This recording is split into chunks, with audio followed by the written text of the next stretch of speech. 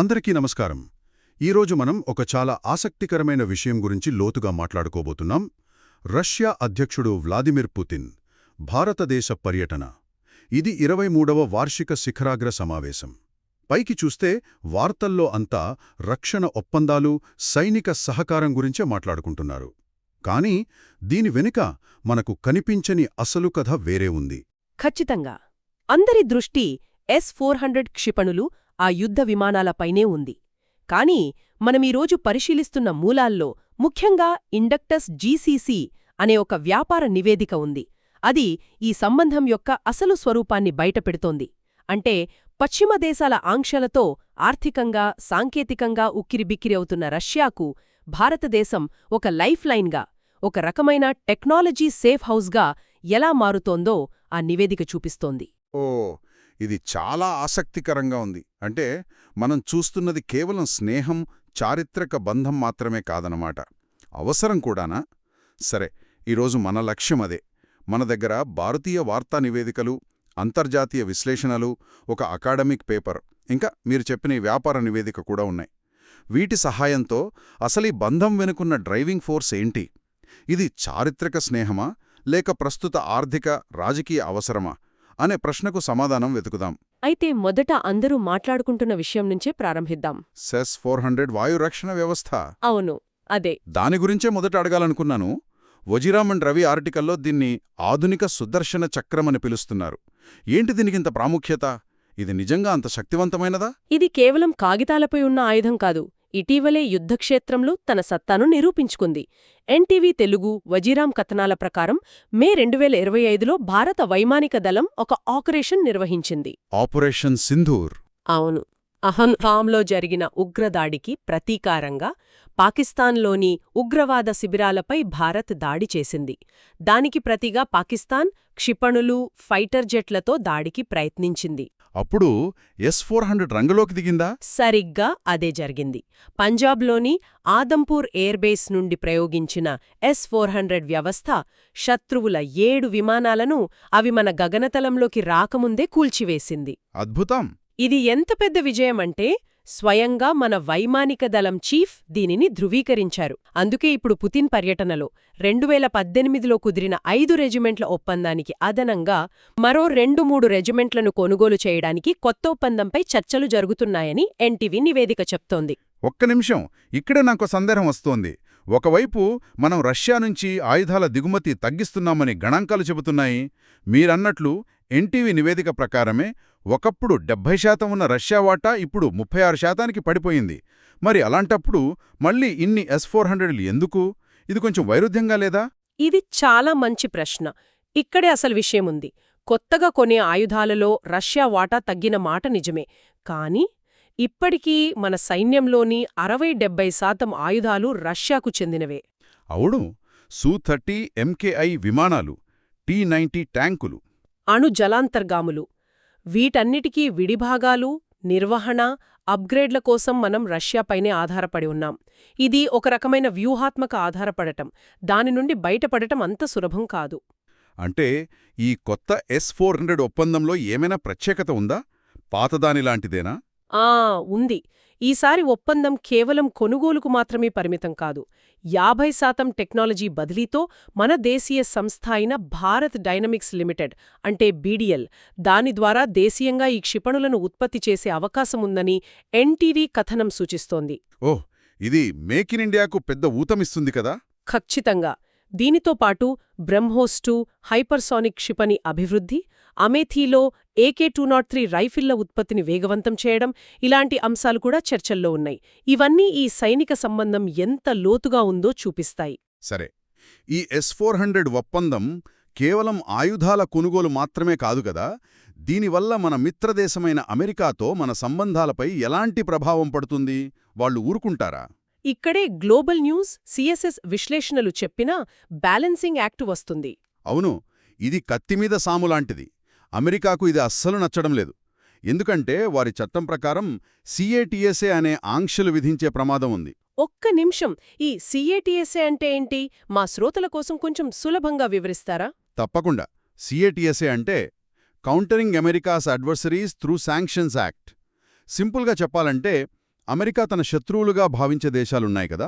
Russia, Iran, ఉత్తర Korea. అవును. ఆ దేశాల నుండి ఎవరైనా ముఖ్యమైన రక్షణ పరికరాలు కొంటే వారిపై ఆర్థిక ఆంక్షలు విధించడానికి అమెరికాకు ఈ చట్టం అధికారం ఇస్తోంది. ఇది ఒక రకంగా వారి అంతర్జాతీయ రూల్ బుక్ లాంటిది. అంటే ఇదే కారణంతో వాళ్లు వేరే దేశాలపై ఆంక్షలు విధించారా? విధించారు. హెరిటేజ్ ఫౌండేషన్ ఫ్యాక్ట్షీట్ ప్రకారం S-400 కొన్నందుకు అమెరికా ఇప్పటికే చైనాపై, చివరికి తమ నాటో మిత్రదేశమైన టర్కీపై కూడా కఠినమైన ఆంక్షలు విధించింది. అమ్మో! కాబట్టి భారత్పై కూడా ఆంక్షలు విధించే ప్రమాదం నిజమైనదే. ఒత్తిడి చాలా ఎక్కువగా ఉంది. మరి భారత్పై అమెరికా ఆంక్షలు విధిస్తుందా? మన మూలాలు ఈ విషయంలో ఏం చెప్తున్నాయి? హెరిటేజ్ ఫౌండేషన్ విశ్లేషణ ప్రకారం అలా చేస్తే అది అమెరికాకే నష్టం. అది రష్యాకో ఒక పెద్ద భౌగోళిక రాజకీయ విజయం అవుతుంది. అంతేకాదు, ఇండో-పసిఫిక్లో కీలక భాగస్వామి అయిన భారత్తో సంబంధాలను తీవ్రంగా దెబ్బతీస్తుంది.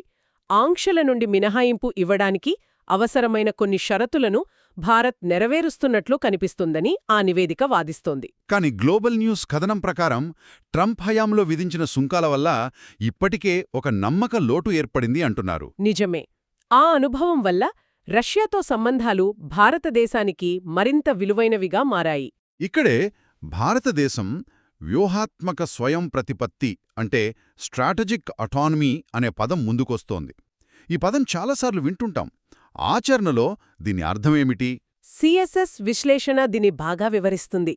వ్యూహాత్మక స్వయం ప్రతిపత్తి అంటే మనం అమెరికా వైపు కాని, రష్యా వైపు కాని పూర్తిగా మొగ్గకుండా ప్రతి విషయంలోనూ మన జాతీయ ప్రయోజనాలకు ఏది మంచిదో ఆ నిర్ణయం మనం సొంతంగా తీసుకుంటాం. ఇది పాత అలీన విధానం లాంటిది కాదన్నమాట. కాదు, ఇది అంశాల ఆధారంగా పొత్తులు పెట్టుకోవడం. అంటే చైనాను ఎదుర్కోవడానికి అమెరికాతో క్వాడ్లో భాగస్వామిగా ఉంటాం. అదే సమయంలో మన రక్షణ అవసరాల కోసం రష్యాతో ఒప్పందాలు చేసుకుంటాం. ఇది చాలా సంక్లిష్టమైన వ్యూహం. ఒకే సమయంలో 2 పడవలపై ప్రయాణం చేయడం లాంటిది. నిజమే. అందుకే MGIMO అకాడమిక్ పేపర్ ఈ సంబంధాన్ని ప్రాగ్మాటిక్ పార్ట్నర్షిప్ అని పిలుస్తుంది. ఆచరణాత్మక భాగస్వామ్యం. అవును. ఇక్కడ భావోద్వేగాల కంటే ప్రయోజనాలకే ప్రాధాన్యత ఎక్కువ. అయితే ఆ పేపర్ ఒక పెద్ద వైరుధ్యాన్ని కూడా ఎత్తిచూపుతుంది. అదేంటి? అతిపెద్ద విభేదం చైనా విషయంలో ఉంది. భారత్ చైనాను ముప్పుగా చూస్తుంది. రష్యా మాత్రం పశ్చిమ దేశాలను ముప్పుగా భావించి చైనాతో బలమైన వ్యూహాత్మక భాగస్వామ్యం పెట్టుకుంది. ఓ, అంటే మన భాగస్వామి మన శత్రువుతో నేహం చేస్తున్నాడు. అవును. ఇది ఈ సంబంధంలోని అతిపెద్ద సవాలు. ఇప్పటివరకు మనం సైనిక ఒప్పందాలు, భౌగోళిక రాజకీయ ఒత్తిళ్ల గురించి మాట్లాడుకున్నాం. ఇవన్నీ చాలా ముఖ్యమైనవే. కాని ఇండక్టస్ జీసీసీ నివేదిక ఈ సంబంధాన్ని మరో అద్భుతమైన కోణంలో చూపిస్తోంది. అదే ఆర్థిక అవసరం. మీరన్నట్లు ఇది తెరవెలుక అసలు కథ. రష్యా ప్రస్తుతం ఆర్థికంగా ఎంత కష్టాల్లో ఉంది? ఇది చాలా కీలకమైన అంశం. ఇండక్టస్ నివేదిక ప్రకారం 2025లో రష్యా ఆర్థిక వ్యవస్థ తీవ్రమైన ఒత్తిడిలో ఉంది. అధికారికంగా ద్రవ్యోల్బణం 9.5% అని చెబుతున్నా సాధారణ ప్రజలు ఎదుర్కొంటున్న గృహ ద్రవ్యోల్బణం 16-21% మధ్య ఉంది. అమ్మో! వడ్డీ రేట్లు 21%కి చేరాయి. అంటే వ్యాపారాలు చేయడం దాదాపు అసాధ్యం. దీనికి తోడు ఉక్రెయిన్ యుద్ధం కోసం సైనిక సమీకరణం వల్ల లక్షలాది మంది యువకులు పరిశ్రమల నుండి వైదొలగడంతో తీవ్రమైన కార్మికుల కొరత ఏర్పడింది. వీటన్నిటికంటే పెద్ద సమస్య సాంకేతిక ఒంటరితనమన్నారు కదా. అంటే ఏంటి? అదే వారి అతిపెద్ద తలనొప్పి. పశ్చిమ దేశాల ఆంక్షల వల్ల రష్యాకు కీలకమైన టెక్నాలజీ అందడం లేదు. వారికి అత్యాధునిక సెమీకండక్టర్లు లేవు. SAP, ఒరాకిల్ వంటి ఎంటర్ప్రైజ్ సాఫ్ట్వేర్ సేవలు నిలిచిపోయాయి. మైక్రోసాఫ్ట్, IBM వంటి కంపెనీలు కూడా వెళ్ళిపోయాయా? అవును. తమ కార్యకలాపాలను మూసివేశాయి. అంటే వారి పరిశ్రమలు, బ్యాంకులు, ప్రభుత్వ వ్యవస్థలు అన్నీ పాత టెక్నాలజీతో పనిచేయాల్సి వస్తోంది. ఇది వారిని దశాబ్దాల వెనక్కి నెడుతోంది. అయితే ఈ తీవ్రమైన సంక్షోభంలో భారతదేశం పాత్ర ఏంటి? ఈ సమస్యలకు మనం ఎలా పరిష్కారం కాగలం? ఇక్కడే ఇండక్టస్ నివేదిక ఒక విప్లవాత్మకమైన పరిష్కారాన్ని సూచిస్తోంది. రష్యన్ కంపెనీలు తమ గ్లోబల్ కేపబిలిటీ సెంటర్లను అంటే జీసీసీలను భారత్లో ఏర్పాటు చేయాలని ప్రతిపాదిస్తోంది. గ్లోబల్ కేపబిలిటీ సెంటర్లు అంటే ఏమిటి? ఉదాహరణకు బెంగళూరులో మైక్రోసాఫ్ట్ లేదా గూగుల్ ఆఫీసులో ఉన్నట్లేనా? సరిగ్గా అదే. రష్యన్ కంపెనీలు కూడా తమ టెక్నాలజీ, రీసెర్చ్ పనుల కోసం ఇక్కడ పెద్ద ఆఫీసులు పెట్టడం. ఓకే. దీనివల్ల రష్యాకు ఒకే దెబ్బకు రెండు పిట్టలు. మొదటిది నైపుణ్యం కలిగిన మానవ వనరులు. IT, artificial intelligence, cyber security. ఈ రంగాలలో మన దేశంలో అపారమైన టాలెంట్ ఉంది. నిజమే. రెండవది ఖర్చు. ఇది నమ్మశక్యం కాని విధంగా తక్కువ. ఖర్చులో ఎంత తేడా ఉంటుంది? ఆ నివేదిక ఏమైనా గణాంకాలిచ్చిందా? ఇచ్చింది. ఆ తేడా చూస్తే ఆశ్చర్యపోతారు. నివేదిక ప్రకారం భారత్లో ఒక సాఫ్ట్వేర్ ఇంజనీర్ సగటు నెల జీతం సుమారుగా 52,000 రూపాయలు. సరే. అదే రష్యాలో ఇది 2,79,333 రూపాయలు. ఒక్క నిమిషం. అంటే మన కరెన్సీలో దాదాపు 2,50,000 రూపాయల. అవును. అమ్మో, 5 రెట్లా? ఇది చాలా పెద్ద తేడా. ఈ తేడా రష్యన్ కంపెనీలకు $100 మిలియన్ ఆదా చేస్తుంది. ఇది కేవలం తక్కువ ఖర్చుకు సంబంధించిన విషయమేనా, లేక దీని వెనుక ఇంకా ఏదైనా లోతైన వ్యూహముందా? అంతకు మించి ఉంది. ఇదే అత్యంత కీలకమైన పాయింట్. ఇది ఆంక్షలను అధిగమించడానికి ఒక తెలివైన మార్గం. భారతదేశం యొక్క తటస్థ వైఖరి, మనకున్న బలమైన అంతర్జాతీయ సంబంధాల కారణంగా రష్యన్ కంపెనీలు భారత్లోని తమ జీసీసీల ద్వారా పరోక్షంగా ప్రపంచ మార్కెట్లను మరియు టెక్నాలజీలను యాక్సెస్ చేయగలవని ఆ నివేదిక చాలా స్పష్టంగా చెబుతోంది. ఒక్క నిమిషం, ఇది నేను సరిగ్గా అర్థం చేసుకున్నానా? అంటే రష్యాలో నేరుగా పొందలేని పశ్చిమ దేశాల సాఫ్ట్వేర్ను, టెక్నాలజీని భారత్లో ఉన్న తమ ఆఫీసుల ద్వారా వారు చట్టబద్ధంగా పొందవచ్చంటారా? ఖచ్చితంగా. ఇది చాలా పెద్ద విషయం.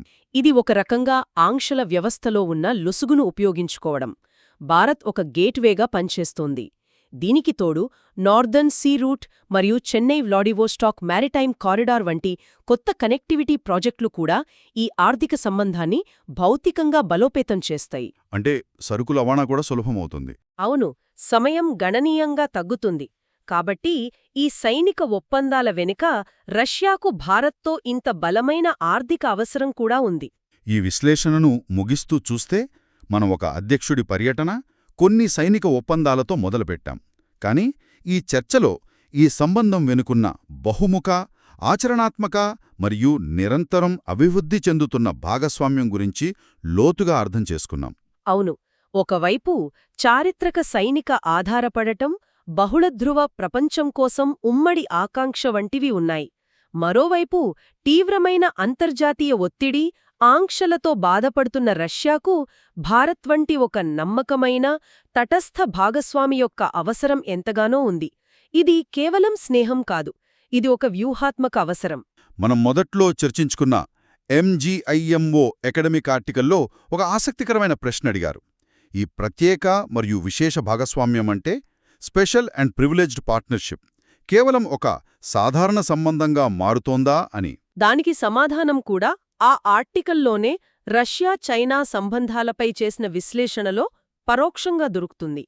అందులో ఇలా అడిగారు: రష్యాకు చైనా ఎవరు? మిత్రుడా, శత్రువా, పోటీదారుడా అని. ఆసక్తిగా ఉంది. దానికి సమాధానంగా ఆ క్షణంలో ఉన్న పరిస్థితి మరియు ప్రయోజనాలను బట్టి చైనా ఇవన్నీ ఒకే సమయంలో అని రాశారు. బహుశా ఇదే సూత్రం ఇప్పుడు భారత్-రష్యా సంబంధానికి కూడా వర్తిస్తుందేమో. మనం ఒకే సమయంలో భాగస్వాములు, కొన్నిసార్లు పరోక్ష పోటీదారులు మరియు ఒకరికొకరు బ్యాలెన్సింగ్ శక్తులుగా కూడా ఉన్నాం. ఈరోజు చర్చకు ఒక చివరి ఆలోచన. ఇండక్షస్ నివేదిక కేవలం ఒక విశ్లేషణ కాదు, అది రష్యన్ కంపెనీలకు ఒక స్పష్టమైన వ్యాపార ప్రతిపాదన. రష్యా యొక్క అనేక ఆర్థిక మరియు సాంకేతిక సమస్యలను భారత్ ఎలా పరిష్కరించగలదో అది ఒక బ్లూప్రింట్లా వివరిస్తుంది. నా ప్రశ్న ఏమిటంటే, ఈ సహకారం మరింతగా పెరిగితే అది భారతదేశ స్వంత సాంకేతిక మరియు భౌగోళిక రాజనీతి గమనాన్ని ఎలా మార్చవచ్చు? కేవలం పశ్చిమ దేశాలకే కాకుండా ఆంక్షలు ఎదుర్కొంటున్న రష్యాకు కూడా భారతదేశం ఒక అనివార్యమైన బ్యాక్ ఆఫీస్ మరియు టెక్నాలజీ గేట్వేగా మారితే, పరస్పర విరుద్ధమైన రెండు ప్రపంచ శక్తులకు ఇంత ప్రాథమికంగా సేవలందించడం వల్ల దీర్ఘకాలంలో కలిగే పర్యవసానాలు ఏమిటి? వారి ప్రయోజనాలు ఒకదానికొకటి ఎదురుపడినప్పుడు మనం మధ్యలో చిక్కుకుపోతామా? దీని గురించి మన శ్రోతలో ఆలోచించాలి.